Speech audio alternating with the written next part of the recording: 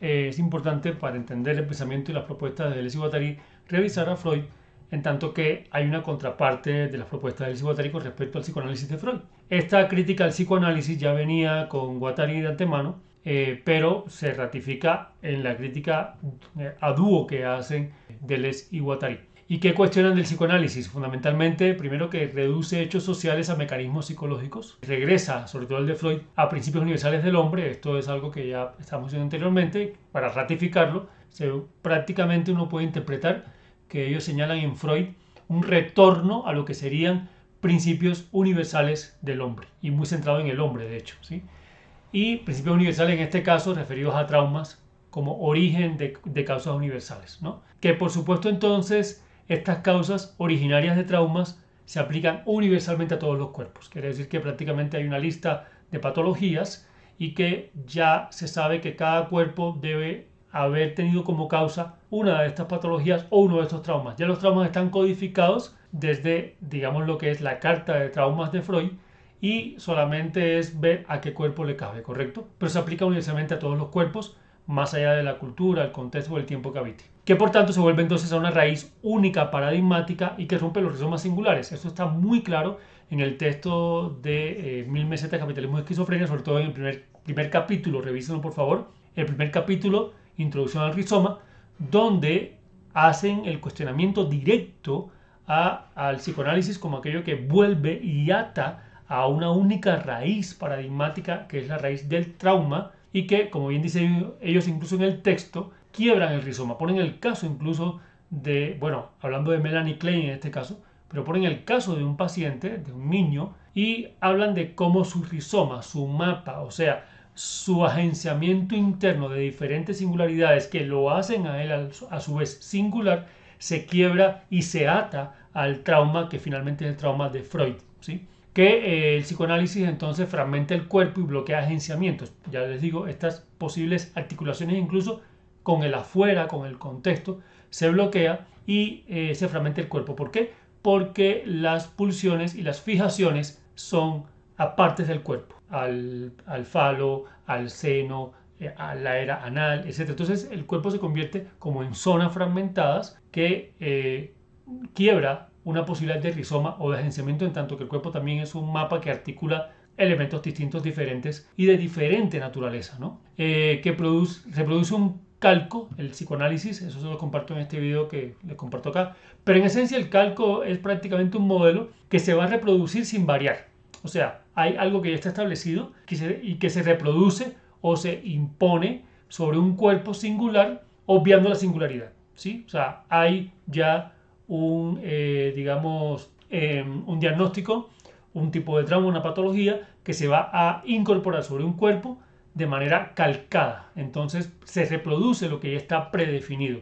Eso se puede aplicar en la educación, en la pedagogía, en fin, en la herencia del pensamiento, donde ya hay definiciones que están predeterminadas y que se siguen reproduciendo y que al final reproduce puntos muertos de sí mismo. O sea, el calco se reproduce a sí mismo y no permite la presencia de otras realidades y mucho menos de agenciamientos diversos y heterogéneos, ¿correcto? En contraposición del calco, otro concepto fundamental es que Deleuze y Guattari plantean el mapa. Y el mapa es algo armable y desarmable que surge de la realidad misma, en este caso la realidad quizás de un cuerpo. O sea, el mapa no es un calco que se impone, sino que yo, según cómo es mi naturaleza, o la naturaleza de mi hijo, o la de un estudiante que tengo, o una persona que se acerca, o yo como alguien que trabaja con una comunidad es un cuerpo también, digamos que configura un mapa, pero que surge de esa realidad que preexiste al mapa, ¿sí? El mapa la respeta. Incluso el mapa es armable y desarmable y es transformable, en tanto que si la realidad cambia, el mapa debe cambiar. El calco no cambia. El calco es un paradigma religioso, político, social, ético, moral, que no cambia, así las condiciones de vida cambien. El mapa debe cambiar, ¿sí? Y por eso las metodologías de Deleuze y Guattari, ya sean sociales, políticas o incluso en clínicas, son de cartografía. O sea, lo primero que hay que hacer entonces para Deleuze y Guattari, sobre todo para Guattari, para reconocer una singularidad, es cartografiar, o sea, mapear esa realidad, esa geografía corporal o social que ahí existe y que tiene unas particularidades propias. Hay que cartografiarla y sobre eso entonces empezar a elaborar formas de agenciamiento o de relación de múltiples posibilidades. Bien, aquí requerimos hacer un paréntesis y es porque hay que abordar el problema del deseo, en tanto que precisamente aquí se plantea otra diferencia, una contraposición y una crítica también al psicoanálisis, sobre todo en términos del psicoanálisis de Freud. Y hay que entender que entonces el deseo viene siendo prácticamente un punto de contraposición, primero para entender lógicamente el pensamiento de Deleuze y Guattari, segundo para entender la contraposición también hacia la perspectiva del psicoanálisis. En tanto que desde el psicoanálisis el deseo siempre es la carencia de algo. O sea, es el deseo hacia algo en particular de lo que se carece. Es la denuncia de la falta de algo y hasta que este deseo no sea completado, pues no hay, digámoslo así, una superación, una curación, una sanación. En el caso de Deleuze y Guattari, uno podría interpretar que el deseo no es carencia, antes es potencia, o sea, el deseo es productivo. O sea, el deseo en sí mismo es una potencia creadora, sin necesidad de completarse o de, atarse a un objeto del que se está careciendo. De hecho, el deseo uno podría interpretar que no está atado a un objeto exterior.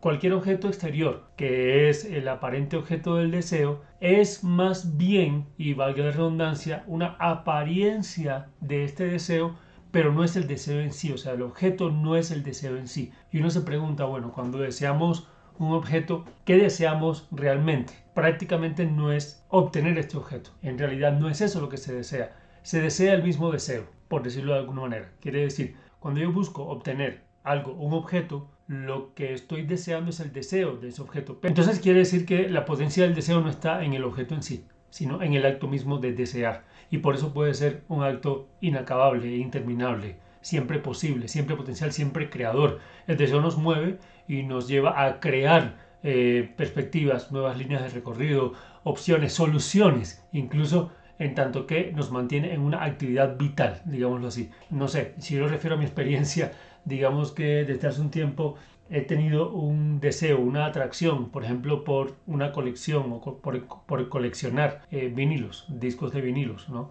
Entonces es curioso porque yo me doy cuenta que cuando quiero tener uno de estos vinilos y después lo tengo el objeto en sí, me doy cuenta que el objeto en sí no era el deseo, sino que el deseo es potencialmente constante y que de hecho no era el objeto en sí, sino el deseo de obtener el objeto. De hecho, cuando lo obtengo, considero que el objeto se reactiva nuevamente porque siempre hay la posibilidad de, en el caso de la colección, de continuar y tener, una producción constante en términos de lo que es el crecimiento del deseo en sí, más allá de ese objeto en particular. Entonces, uno pensaría que, o se cuestionaría uno entonces, ¿será que el deseo en sí mismo como potencia no quiere ser satisfecho de forma definitiva y absoluta? Pues lógicamente porque si el deseo logra ser satisfecho de forma definitiva y absoluta, esto implicaría su propia muerte. Y esto en la creación es muy importante, porque como artistas cuando creamos, la pregunta sería, ¿qué deseamos? ¿Deseamos el objeto que se va a crear o deseamos la creación en sí? Eso implica entonces que la creación es un deseo constante, porque si este deseo, insisto, llega un momento en que es realizado como lo plantearía el psicoanálisis y se cierra, por decirlo de alguna forma, esa gestal, si es posible cerrarla de alguna forma, pues entonces esto realmente sería la muerte del mismo deseo. Y no creo que el deseo apunte a lo que sería prácticamente un suicidio, ¿no? Entonces, si obtener algo externo, algo concreto, fuera el propósito del deseo, al lograrlo dejaría de existir. Y si deja de existir el deseo, la pregunta que nos hacemos es, ¿qué sería de la vida sin el deseo siempre en potencia? ¿Qué sería de nuestra existencia sin desear como un acto en sí suficiente y constante? ¿No será que lo que nos mantiene vitalmente en actividad, lo que nos despierta cada día, es ese deseo que no termina de completarse, sino que es potencia en sí? Pues de hecho la supuesta satisfacción del deseo es realmente otra inyección de oxígeno para que éste tome un nuevo aliento. Cuando obtenemos un objeto, entonces la pregunta es, ¿qué deseamos? ¿Qué es lo que obtenemos realmente? Y posiblemente lo que obtenemos cuando adquirimos el objeto es realmente la potencia de un nuevo deseo o de la continuidad del deseo que ya traíamos. Y es posible, interpreto o tengo la sospecha de que esto lo vivió el mismo Deleuze en relación a su alcoholismo. Y de hecho es curioso porque hay un material que les recomiendo y que vamos a utilizar como digamos, como soporte, como sustento, y lo voy a mencionar aquí en varios momentos, y es lo que se llama el ABC de Deleuze, que es una entrevista o una conversación que tiene Deleuze con el alfabeto, donde por cada letra del alfabeto él va a comentar una palabra. Y esto es una entrevista, es un video que es prácticamente una hora de creación, que dura unas 5 horas y que él hace antes de morir, pero que él solicita casi como acuerdo para acceder a esta conversación que se transmita después de su muerte. O sea, y él mismo lo dice, va a ser un espíritu el que esté hablando. Y aquí es interesante porque habla, por ejemplo, de la relación con el alcoholismo y de esa relación con lo potencial y con aquello que, o en relación, por ejemplo, a la bebida, que está siempre articulada a un campo de relaciones y que nunca se habla de el último, digamos, trago, sino el penúltimo. Entonces no sé hasta qué punto también la reflexión del deseo tiene que ver con la relación que tuvo, o bueno, sí, la relación, digamos, que tuvo Deleuze con el alcoholismo. Esto de que el deseo no se dirige a un objeto específico, él lo plantea justamente en esta entrevista, en esta conversación, cuando él dice que lo que se desea no es el objeto en sí, sino que se desea en conjunto. O sea, quiero decir, cuando una persona desea una prenda de vestir, por ejemplo, no desea en sí la prenda de vestir, no es el objeto separado. El deseo entonces está atravesado por una cantidad de relaciones que implican a la prenda de vestir, en tanto la mirada de la sociedad, en tanto las relaciones de conversación, en tanto lo que esto va a implicar en el compartir con otras personas, en tanto todo lo que es el contexto alrededor de la prenda de vestir. No es el objeto en sí, sino el conjunto de relaciones en el que se inserta este objeto. Y él aclara, tampoco es que se desee el conjunto, no es al conjunto. Yo no deseo todo lo que rodea el vestido, sino que lo que deseo es deseo en conjunto. O sea, el deseo de una potencia que sea en conjunto. Y esto, insisto, también tiene que ver con la creación, porque no se refiere al deseo de crear una obra en sí como un elemento separado, sino como aquello que se piensa en conjunto. Por eso el deseo no termina. Por eso el deseo es potencia en sí misma, porque el objeto no lo satisface finalmente, sino que hay un conjunto de relaciones que todo el tiempo es interactiva y que promueve y potencia o el crecimiento de este deseo o nuevos deseos. Por eso es creativo, por eso es productivo el deseo, ¿cierto? Claro, hay que decir que pueden haber deseos también destructivos o autodestructivos, y yo considero que detectar estos deseos que son destructivos o autodestructivos es la labor de cada quien. Pero hay que recordar también que en el caso, por ejemplo, de pensar lo autodestructivo en relación quizás al alcoholismo, en el caso de Deleuze, curiosamente, él relaciona el alcoholismo con el trabajo, con el producir, con el crear. Y de hecho plantea que cuando ya podía hacerlo sin el alcohol, pues ahí es donde deja el alcohol y pues digamos supera, por decirlo así, esa etapa. Hay que recordar siempre que aquí se habla de un deseo productivo en tanto creador, en tanto la capacidad de configurar nuevas líneas, nuevas relaciones, nuevos, como quien dice, agenciamiento. O sea, incluso lo dice en la entrevista, él dice que el deseo es un agenciamiento finalmente. Recordemos que el agenciamiento es esa articulación de diferentes realidades o de diferentes modos de existencia, digámoslo así. Es un poco la recomendación, es encuentren su deseo productivo, encuentren su deseo creativo y conviértanlo en potencia. No sé, huyan de una meta del deseo como algo definitivo, pues el sentido del deseo es producir constantemente. Y la meta, como algo final, como algo definitivo, aniquila esta producción. Deseen constantemente, porque justamente la insatisfacción es lo que nos permite continuar, lo que nos permite una vitalidad constante, una sorpresa ante el mundo y una apertura ante aquello que siempre puede ser una nueva experiencia. Es interesante porque es tan vital el deseo que uno podría preguntarse qué es lo común a toda persona y uno podría decir el deseo. O sea, prácticamente toda persona desea y ahí está su potencia. Y uno lo puede ver manifestado, insisto, incluso en los actos destructivos. O sea, las guerras están movidas por deseos, las creaciones están movidas por deseos, las relaciones de lenguaje están movidas por deseos, que nos afecta o lo que nos motiva. Todo está movido por el deseo. El deseo es algo constante y es lo que finalmente nos hace comunes. Ahora bien, volvamos y ratifiquemos esta diferenciación fundamental y el deseo como ese eje de contraposición y de conflicto y de diferencia, insisto, entre los pensamientos de Deleuze y Guattari y el psicoanálisis, sobre todo desde la perspectiva de Freud. Es que en Freud el deseo, según como yo lo interpreto, es un problema a resolver, es una gestal, insisto, que debe ser cerrada. no importa si es destructivo o productivo, incluso el deseo productivo siempre está determinado por una pulsión. Y el origen de esta pulsión siempre es un trauma, es una carencia, es una falta, carencia del falo, del seno, de la madre, del padre, en fin. Y quizás pienso que el mismo Freud temía a sus propios deseos y le urgía resolverlos, ¿sí? Había una pulsión que él mismo lo lanzaba, o sea, esa potencia del deseo de resolver un asunto era lo que hacía incluso que estructurar una teoría que a quien retrataba era a sí mismo, digámoslo así. Es un poco lo que yo siento cuando también estudio las bases de Freud. Y en este sentido entonces le urgía a Freud resolver estos deseos, estas pulsiones, encontrarles una causa, darles un sentido de búsqueda hacia algo concreto, hacia algo definitivo. También está la necesidad de control que tenemos como personas, pero también como socialmente, por el contexto social que vivimos, por la civilización a la que pertenecemos. Se ha capitalizado el deseo en términos de la obtención de objetos concretos. Y eso nos crea la situación de tener que siempre resolver algo de manera concreta y definitiva. La incertidumbre nos ha llevado a angustiar tremendamente. Es algo que tenemos que resistir y que yo siento que cuando liberamos y cuando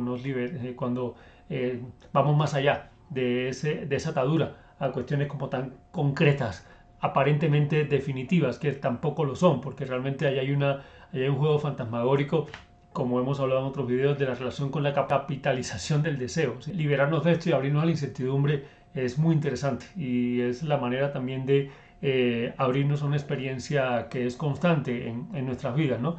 Pero bueno, decíamos que en el caso de Freud hay una necesidad de domesticar, de controlar, de resolver, ¿sí? De encontrar una causa origen definido, que casi siempre es una causa única que se absolutiza o se hace generalizada, ¿sí? Para entonces domesticar incluso los deseos del inconsciente. O sea, pues por supuesto un aporte importante de Freud es dar lugar al inconsciente, dar cuenta de que existe esa otra dimensión que tiene que ver con el inconsciente, pero al mismo tiempo hay una necesidad de que ese deseo sea satisfecho con un objeto concreto y desde una causa concreta, porque el inconsciente debe ser domesticado, debe ser controlado, debe ser pasado al nivel, a la superficie del entendimiento, digámoslo así, ¿no? Y siento que quizás la máquina deseante de Freud iba en contravía de su rol e imagen de hombre en control.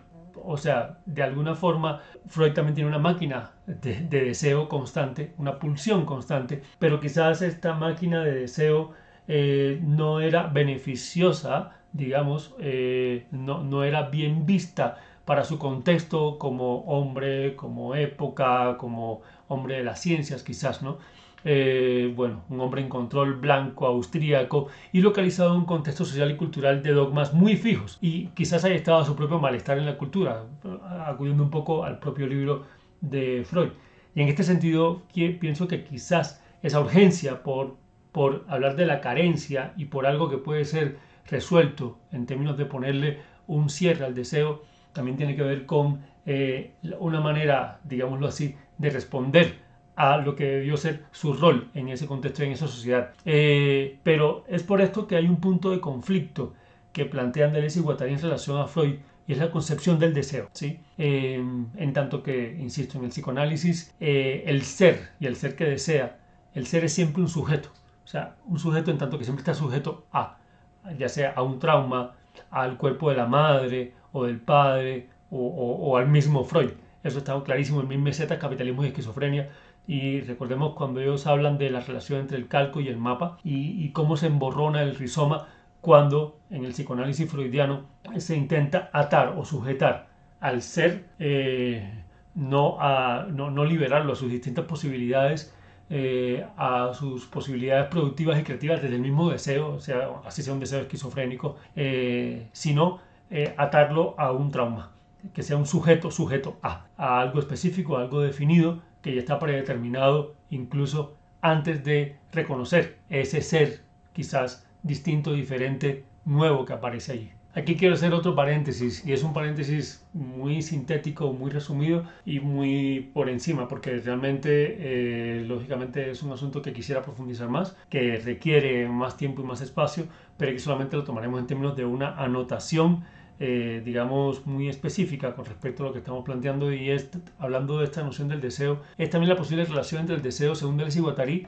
y la concepción también de Nietzsche y de voluntad de Nietzsche. De hecho, uno de los primeros textos que escribió Deleuze, incluso en su proceso de preparación o de formación, fue un texto sobre Nietzsche, y yo siempre he planteado que hay una relación posible entre aquello que habría Nietzsche en términos de la posibilidad quizás de la incertidumbre y demás, del cuestionamiento que hacía precisamente a los paradigmas preestablecidos, a los principios humanos como universales, al pensamiento socrático y platónico, y todo aquello también que empieza a recorrer como camino de Deleuze y Guattari. Yo siento ahí una concatenación, y por eso siempre acudiré a una relación, a un paralelo entre Nietzsche como detonación y el recorrido de pensamientos, incluso varios, dentro de los que se inscriben Deleuze y Guattari. Y me resulta a mí inevitable, en este sentido, hablando del deseo, volver a esta relación con Nietzsche. Esta relación ya está inscrita, para mí, primero, y varias relaciones, en tanto, primero, lo que es la heterogeneidad y heterogénesis que plantea Guattari, y que Deleuze y Guattari hablan a dúo de esta heterogeneidad en la concepción rizomática, pero en el caso de Nietzsche veo una relación por la misma heterogeneidad en la personalidad de Nietzsche. Entonces, en ese sentido es curioso porque parece que Nietzsche tuviera también varias caras. Esto tiene que ver con muchas cosas, lo sabemos, incluso con la enfermedad. Sabemos que Nietzsche, a partir de que muy joven acompañó en la guerra casi como una asistencia médica, y se contagió de difteria y disentería, pero no fue la enfermedad en sí lo que terminó afectándolo, sino que fue todo lo que como medicamento, entre comillas, consumió, desde opio hasta nitrato de plata y demás. Y es curioso porque esto, bueno, es muy duro porque esto destruye su intestino, y eso le crea unos padecimientos que a futuro van a ser crónicos, van a ser dolores muy fuertes, dolores incesantes. Pero es curioso porque él, justamente habiendo vivido una vida de martirio, de soledad, bueno, de eso lo tocaremos en otro video, de conflictos con su contexto, incluso en un momento determinado, recordemos que Nietzsche pasó una experiencia muy contradictoria, porque por un lado, siendo joven, se destaca tanto que lo llevan muy joven a dictar una cátedra, en este caso, bueno, el tema de filología clásica y demás, pero como no tenía la experiencia como tal, se le pide que haga un libro y que escriba un libro como validación de que podía dictar la cátedra. Él era muy amigo de Wagner en aquel momento y no responde a la estructura tradicional que se le pedía en esa concepción paradigmática académica, y en esa concepción también clásica que se venía heredando, socrática aún, platónica aún, y él incorpora al libro la reflexión y digamos la intromisión del arte y la música a partir de la influencia de Wagner. Y ese riesgo creativo incluso lo lleva al punto de que hay un rechazo total de la comunidad académica, y al punto de que incluso ese rechazo llega a un retiro obligatorio siendo muy joven. Y ese retiro prácticamente es un fracaso lamentable, y durante mucho tiempo su pensamiento no es ni reconocido ni aceptado. De hecho, hay una crisis económica total y él tiene que transitar un montón de, casi que como peregrinar por diferentes espacios y quedarse en lugares incluso bastante humildes al tiempo que producía. Pero al mismo tiempo uno lee que a pesar de la vida, digamos, de martirio, incluso recordemos que el padre de Nietzsche muere joven por una hemorragia cerebral, y que Nietzsche padecía de migrañas desde entonces, quién sabe, es una herencia genética quizás, y al punto en que siendo también joven tiene un episodio de hemorragia ya prácticamente definitivo. No muere igual que como en el caso del padre, sino que en el caso de él queda senil, lo cual es muy lamentable, queda senil casi por 10 años o por 10 años hasta que finalmente muere. Y bueno, de hecho esta hemorragia ocurre en un episodio en que uno de sus recorridos se encuentra un cochero que maltrata a un caballo, él va, abraza al caballo, lo protege por ese amor a la vida, a la vitalidad, digamos, también a los animales, y ahí es donde tiene la hemorragia y cae. Entonces es curioso porque una vida realmente con muchos dolores, con muchos martirios, está manifestada en sus textos, pero de manera heterogénea, porque a veces uno lee textos de Nietzsche que justamente abogan por la vitalidad. Recordemos que Nietzsche contradice este resentimiento de la vida que venía desde la parte socrática y platónica, este resentimiento que decía la vida no, la vida mundana no, una vida ideal sí, y sin embargo Nietzsche acude a la vida en sí, a la vida directa, a la vitalidad misma, a pesar de que su vida realmente fue bastante angustiante. Y hay una heterogeneidad, de hecho hay como varias identidades de Nietzsche, su forma de escribir en términos de aforismos, hay una creatividad en la forma de escribir también, que puede estar relacionada así, posiblemente por lo que tiene que ver con justamente su padecimiento de enfermedad. Él plantea en sus biografías que escribía como por fragmentos porque el dolor y la enfermedad no le permitía sentarse largo rato a escribir, pero que después de un padecimiento de un dolor incluso las ideas eran mucho más potentes y ahí uno siente una heterogeneidad. Yo siento muchas conexiones entre la forma de pensar, de escribir incluso de Deleuze y Guattari y la forma de pensar de Nietzsche en cuanto a la heterogeneidad.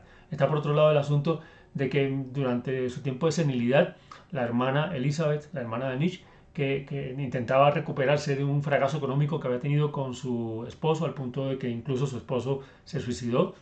Así había sido la crisis económica tan fuerte.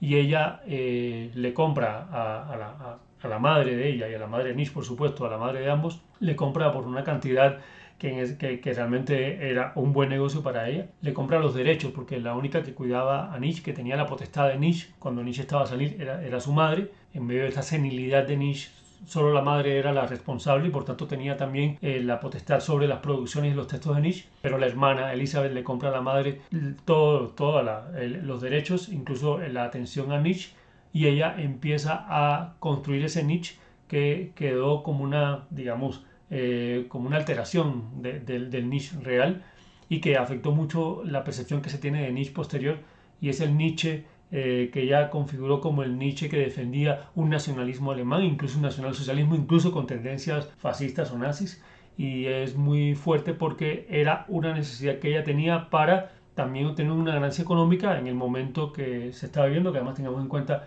que era un momento, Nietzsche nace después en el momento que se empieza a fomentar la unificación de Alemania, después de la guerra entre Prusia y Francia, después de la reforma de Lutero, y por tanto su familia era protestante, y hay toda una renovación de nación en ese momento.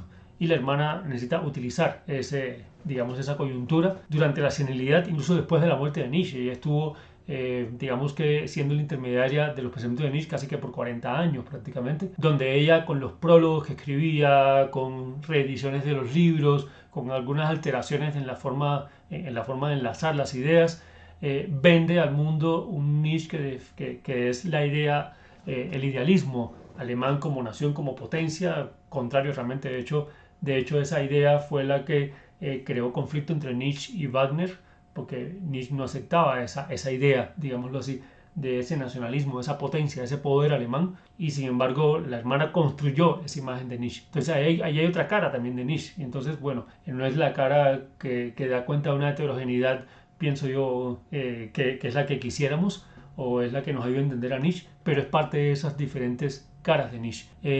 Y si bien La voluntad del poder del libro de Nietzsche es prácticamente un libro editado por la hermana, esta concepción de la voluntad de querer, que sí está en otros libros, a mí me parece que un libro importante en Nietzsche es Más allá del bien y del mal, por supuesto Zaratustra, porque son libros que no pudieron ser muy alterados y que ahí sí está un poco muy claramente demostrada la perspectiva de Nietzsche en cuanto al quizás, en cuanto al quiebre del pensamiento occidental como principio universal, como paradigma único y absoluto que venía de Platón y de Sócrates, que es muy coherente con el pensamiento de Deleuze, y siento que en este caso Nietzsche deseaba todo el tiempo también, o sea, había una relación con el deseo, con la voluntad de querer, incluso plantea que esta voluntad de querer en el ser humano es inevitable. El ser humano no deja de querer, o sea, no deja de desear. Ahí hay una cuestión del deseo como algo latente y constante. Creo que es interesante esa relación de esta concepción de Nietzsche con el deseo de Deleuze y Guattari. Al punto, dice Nietzsche, que el ser humano quiere y no deja de querer, al punto incluso de querer la nada, ¿sí? Quiere decir, no es que no quiera nada, es que cuando el mundo que se le ofrece es inaceptable, el ser humano prefiere querer la nada. La nada podría ser la opción desconocida, no sé, una otra vida quizás.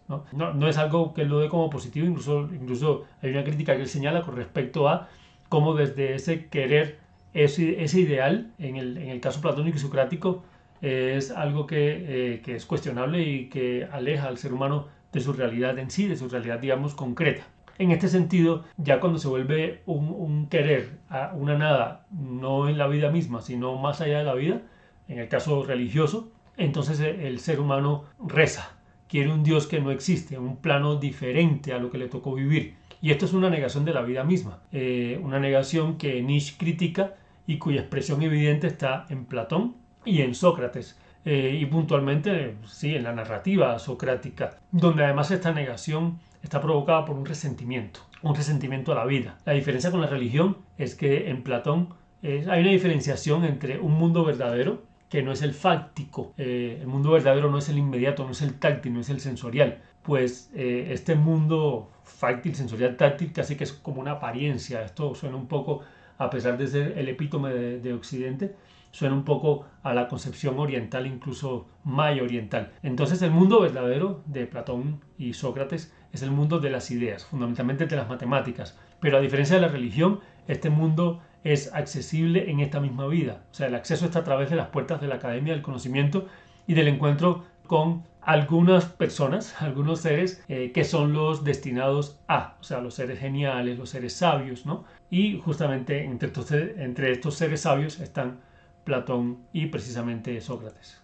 De cualquier manera, este acceso que plantean Platón y Sócrates a un mundo ideal, que sí es el mundo verdadero, que es el mundo que se debe buscar, ¿sí? Y no el mundo táctil, no el mundo concreto, no el mundo de la vida en sí, de la vida mundana y cotidiana, corporal y demás, es un acceso que depende de un maestro, siempre, ya sea Platón o Sócrates. Y aquí hay una cosa muy interesante en relación al deseo, y es que, y lo plantea Nietzsche como crítica, ¿cuál sería la razón de Sócrates para defender este mundo de las ideas diferente al mundo real? La razón era que Sócrates era feo, al menos para el canon de su época. Entonces el mundo palpable no le era conveniente. En esa dimensión él no tendría suerte suficiente con los jóvenes bien dotados y hermosos físicamente. Él no podía competir con esto.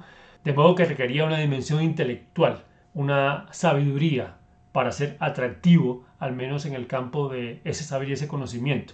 Pues entonces diríamos que a Sócrates no le iba bien en el gimnasio y tenía que estar en la academia. Y Nietzsche plantea claramente que está bien permanecer en el claustro de una academia separada de las calles, pero hasta qué punto ocuparse de este mundo de las ideas, de la geometría abstracta, de la matemática en sí, es una ocupación que distrae de actividades quizás más emocionantes, no sé, estar en bares, tener sexo, estar en los suburbios o sencillamente viviendo una vida cotidiana, enfrentando en sí esa parte real, directa, a veces dolorosa de la experiencia de vivir. En cuanto a esta fealdad de Sócrates, a mí me surge una reflexión y para cerrar esta reflexión sobre el deseo, y es que según Deleuze y Guattari, el deseo no está necesariamente atado a un objeto externo, digámoslo así, por fuera de sí mismo, ¿sí? Eso me hace pensar entonces que si el deseo no está atado a un objeto exterior, entonces el deseo estaría atado quizás a sí mismo, o sea, al mismo deseo, por tanto, al mismo cuerpo. Por tanto, desearse a sí mismo sería un detonante para potenciar el deseo. O sea, prácticamente desearse a sí mismo es la posibilidad de desear en general. O sea, yo no podría desear como potencia creadora, no podría tener el deseo como potencia creativa, sino de alguna forma deseo el deseo mismo y finalmente me deseo a mí mismo. Y yo creo que quizás Sócrates no se deseaba a sí mismo, por eso tenía resentimiento a la vida y buscaba otro mundo ideal. Pero esto también es un deseo, finalmente. Entonces el deseo también atravesaban a Platón y a Sócrates, ya fuera en el direccionamiento de un deseo hacia un mundo de las ideas o por la negación de un deseo pulsionante a la vida mundana, o por el conflicto del deseo de sí mismo, o finalmente por el deseo hacia bellos jóvenes cuya necesidad llevaba a Sócrates a inventarse toda una construcción intelectual con el afán de configurar aquella belleza platónica, no física, pero igual, finalmente, también a estos pensadores, también a Platón, también a Sócrates, les movía el deseo. El deseo siempre nos mueve, lo reconozcamos o no. Creo que lo mejor es reconocerlo y no atarlo a un trauma, como pasa en el psicoanálisis de Freud, sino liberarlo como potencia, como proponen y plantean Deleuze y Guattari. En este sentido, y finalmente entonces, insisto en esta relación entre el deseo y la creación. Ya lo dice Guattari y Deleuze, lo dicen ellos, el deseo es productivo y creativo. Y pienso en el artista, ¿no? Y pienso en esto que hablamos como artistas cuando hablamos de la creación. Y pienso en la creación como un deseo siempre constante y permanente. El deseo de crear en sí. no es el deseo de tener un objeto resultante de la creación, sino el deseo de crear, la creación en sí como deseo. Puede ser en el arte o puede ser en la vida en general. Entonces, dejémonos la pregunta y cuestionémonos realmente qué nos mueve a crear. ¿Cuál es el deseo potencial que nos lleva a crear y a reinventarnos como artistas y como personas en general?